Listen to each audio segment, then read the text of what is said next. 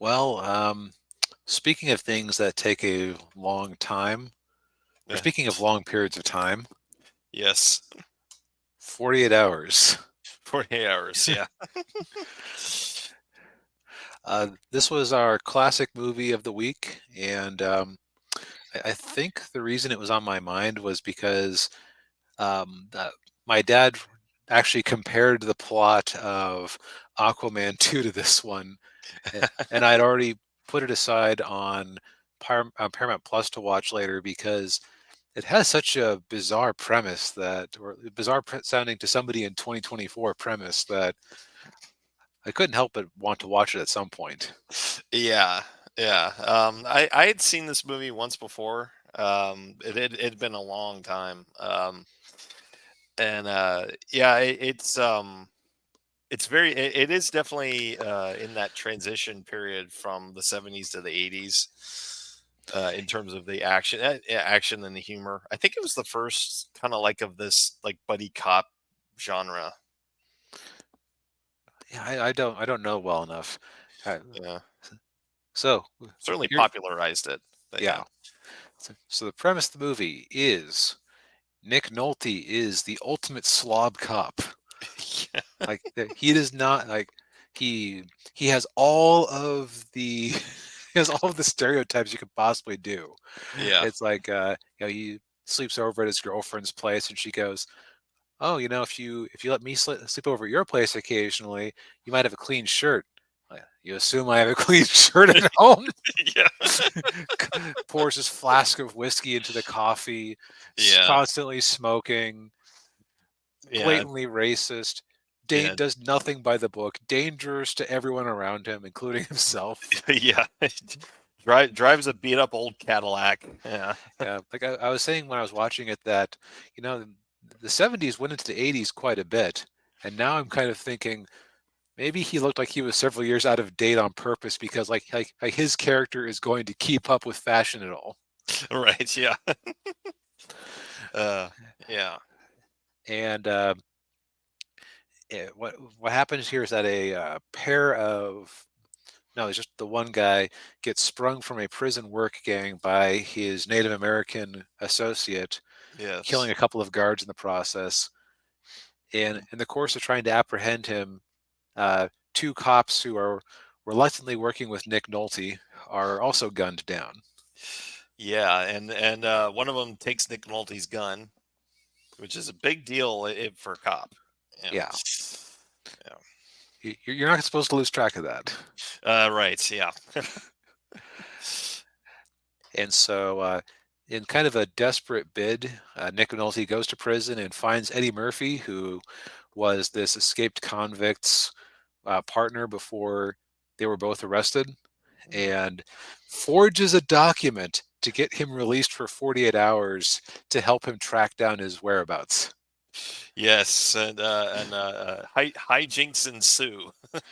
Yep, because you've got peak coolness Eddie Murphy um, playing a somewhat similar character to what he did in Beverly Hills Cop, actually. Yeah, very similar. Yeah.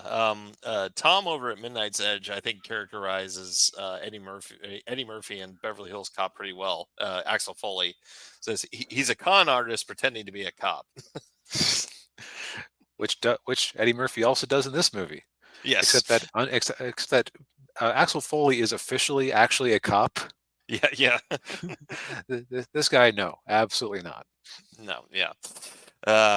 Yeah. So, by the way, I think Eddie Murphy was like 20 or 21 when he made this movie. He wasn't. I know he wasn't very old. Let's find out. So Eddie Murphy is currently 62. So go back in time to 1982. Yeah, Yeah, he was 20. Yeah. dang. Okay. He was a kid. um, but yeah, so so he gets sprung out of jail, and at first you kind of think like Eddie Murphy's like kind of taking him on like a wild goose chase, just kind of like going to different Right. places, and they turn out to Right. be dead ends. It's like Yeah, I totally know what he's up to. Y- Yeah. Yeah, Yeah, please just get me out of this prison for 5 minutes. Hey, I need to chase some skirt. Give yeah, me some time alone. Like yeah, he's desperate. yeah, yeah, And yes, like it's funny. Like if I was thinking of a classic buddy cop scenario, I would have put Murphy with a upstanding cop. But no, this is like this is a kind of a nice. I hate to use the word subversion, but play on it. yeah, uh, where the criminal is the one who's has more dignity and class, and he gets himself a $500 suit, and yeah, eh, versus the cop who's just a slovenly oaf who blunders his way through everything with violence and profanity in the air. yeah. Oh yeah, yeah. There's a really good scene in there where of course they go into this one of the bars they go into, which is like like a southern bar, Country western bar, country yeah. western bar, which you wouldn't expect to find in San Francisco. The Maybe in 80s the were different, 80s. man. Yeah. Yeah, yeah, yeah, There's probably one if you knew where to look today, because yeah. there's always people who stand out somewhere. That's true. Yeah, and yeah, of course Eddie Murphy's the only black guy in the whole place, And and the it's nicest dressed in the whole place too. Yep. So he takes the badge from, like, he and Nolte have a bet. I bet you that you can't get any information. So he takes the badge, carefully covers the face on the badge, and just plays cop for a few minutes. Yeah, and you're kind of wondering the entire time, are they like, are they going to catch on to him, or what's Yeah, gonna, or they're just going to keep playing along here? and it keeps going along. He Yeah, he knows just how far to push it. yeah, yeah. And then of course, then they go to another bar, which is a jazz blues bar, Yep. and then Nolte's the only white guy in there. Do you come here often? Yeah, it's my favorite place. Why? I should say this is a very funny movie. Like, and it's Yeah, not funny in the sense that there's not like a lot of clever wordplay or well execute or well set up intricate jokes. yeah, It's a lot of juxtaposition humor. right, yeah. Yeah, I should mention one of the writers on the movie was Stephen E. D'Souza, Hmm. who was also one of the writers on Die Hard, Oh, and he also wrote Commando with Schwarzenegger. so that guy kind of made the '80s and made a movie for everybody. Yeah, he did. Yeah, and he was also the writer and director of Street Fighter. Wow, so he's a real genius. Yes, Look, anybody who can get a performance from Raul Julia like that, yeah, yeah, he's a yeah, genius. I mean, okay. Sidebar: the real Yeah, problem with that Street Fighter movie was I cannot imagine being handcuffed like that. You have to include every single one of these characters in their video game persona.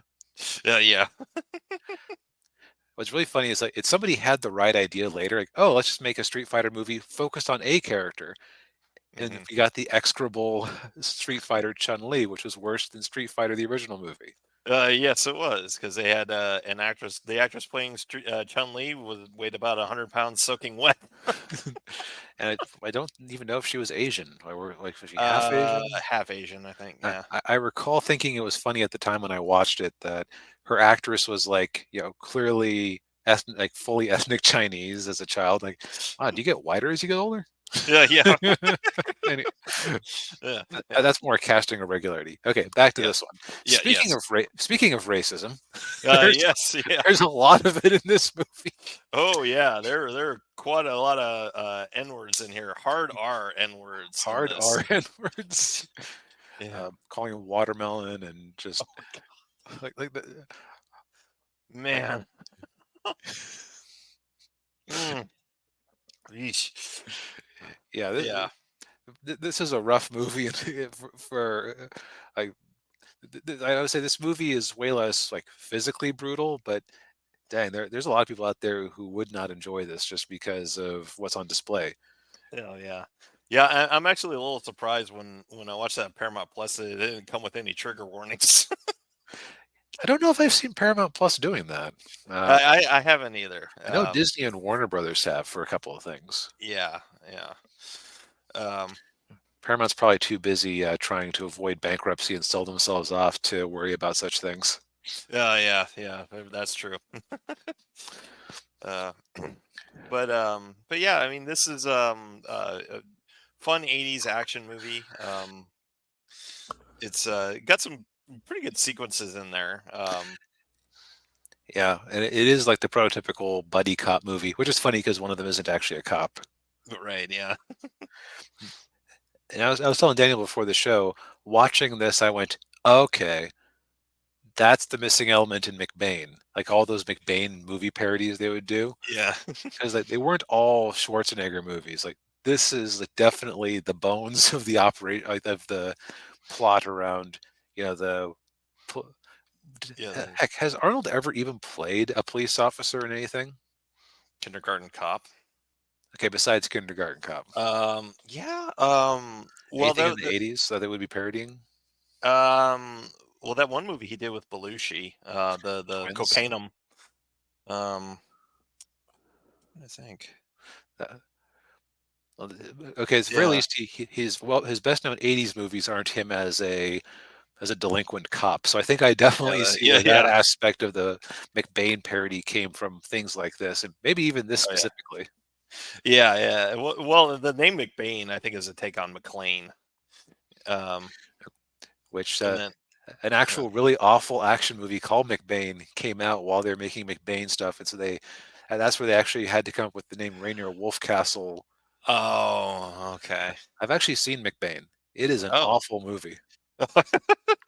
Uh, thankfully I watched it. Like I got it from Riff Tracks, so okay. it had them making fun of it, so that was funny. But still, Yeah. not a great movie.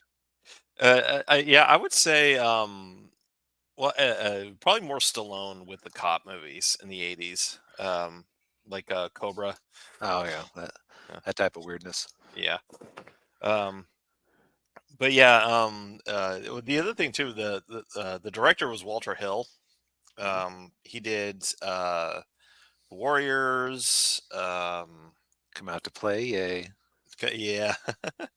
um, he was the producer on the Alien movies. Okay. Um, and he also directed a very obscure '80s movie that you might like, Mhm. called Streets of Fire. The name sounds vaguely familiar. Yeah, it has like a 1930s 40s aesthetic, but with '80s music. It's not a musical, but music plays a role in the movie. Okay. Um, if you can find it, I don't know. It was streaming on Netflix for a while. I don't know if it's streaming anywhere, but actually, the success of this movie was what helped Walter Hill get Streets of Fire made. Okay. Um, That that kind of drift back to this one a little bit. yeah, yeah, So I think that knowing that Murphy was only 20 makes sense of something I was noticing. yeah. So in this one and a little bit in Beverly Hills, actually a lot in Beverly Hills Cop as well. I Mhm. noticed that Murphy wasn't really acting with his face. Yeah. Yes, mainly with gestures and yeah, and his voice. Yeah. And I wonder, I remember I wasn't as big a fan of Beverly Hills Cop as you were. And I Mhm. wonder if, I remember thinking the performance was flat, but I didn't really have like a specific descriptor. Like, Yeah. now I'm sure he took some acting classes later because I don't remember him coming off that way in like, oh, the Nutty Professor. No, he didn't. Yeah, no, he got better. I actually I would say probably around Beverly Hills Cop 2 was when he started getting really good. Okay. So maybe that we throw that in sometime. Yeah. But What really struck me was like it was compare that to Nolte, where like his whole face, like if his character was confused, his brow would just go like Yeah, yeah. I- like especially noticeable from the side because he kind of has caveman eyebrows. Oh, yeah. And I realized I don't think I'd ever actually seen it. Okay, I had seen the Hulk, but Yeah. I can't think of it like a Nick Nolte vehicle I had seen before. And Yeah, I've seen him in something else. I'm trying to think what but, it was. but like Yeah. his performance in this, like okay, now I get decades of pop culture parodies about him being like weird and unhinged Yeah. because he's also like that like had some incidents in real life too. But Mhm. just watching him act, it's like okay, now Mad TV makes more sense. Yeah. Have you seen that mugshot of him where his hair No. is like is like out everywhere? God, that was like 20 years ago, I think. 20, 25 Oh years ago. man. Yeah, his yeah, yeah, yeah, you should probably show it. Yeah, yeah, show it for the stream. Yeah, it's so like yeah, yeah. He looks like he's insane, but he's ready to relax. Yeah. Uh, yeah. So Daniel, yeah, Yeah, by the way, the reason we aren't talking about the movie as much is this has a thin enough plot that going blow by blow would spoil it in right. detail. Yeah. Yeah, yeah. We want you to watch this movie if you haven't seen it yet. It's yeah, like Yep. we said, it's on Paramount Plus. Oh, Yep. But yeah, it's definitely worth a watch. It's just like a lot of ridiculous comedies, like going like you wouldn't watch a Simpsons episode then describe it to everybody, like every single joke in the thing. You just go, oh yeah, in this one, Homer becomes a poodle trainer, yeah, and here's one funny gag to entice you to want to go watch it. yeah, indeed. Yeah. Well, Well, shorter show than we've been doing lately. yeah. Well, not as much to talk about, but it's not a bad thing. Nope. Well, thanks as always to everybody who joined us. Yes. Yeah. Thank you. We appreciate it as always. Oh, I